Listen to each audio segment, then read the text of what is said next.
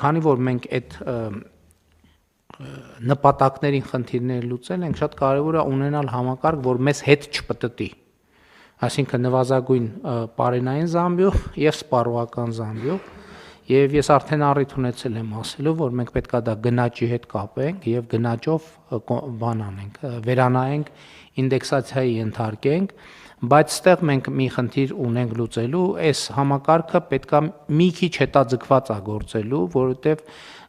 որպեսզի մեր բյուջետային process-ները նաև կանոնակարգերը չխառնենք ամեն ինչը իրար, այսինքն 2028 թվականից դա կմտնի ուժի մեջ, որպեսզի նախորդող շրջանի գնաճի տնտեսական աճի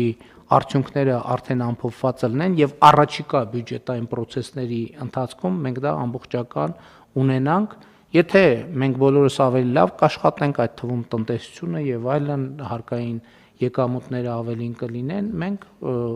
կնայենք, բայց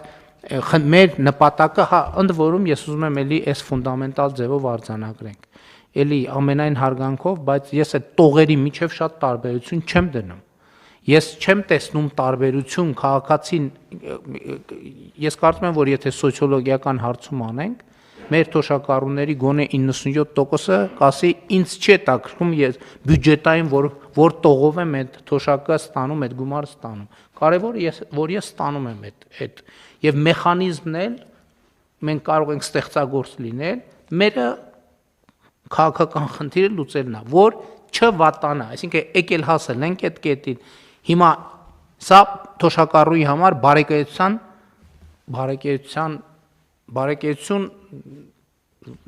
ինչ բառ թոշակառուի համար ապրուստի ապահովության նոր մակարդակ է։ Մեր խնդիրն է, որ առնվազն երաշխավորենք, որ այս նոր մակարդակի չի իջնելու։ Ինչքան կավելացնենք փառք աշխատողներին, ստեղծողներին, բայց առնվազն պետք է մենք այս բուֆերը դնենք համոզվելու, որ հետ չի գլորվի իրավիճակը։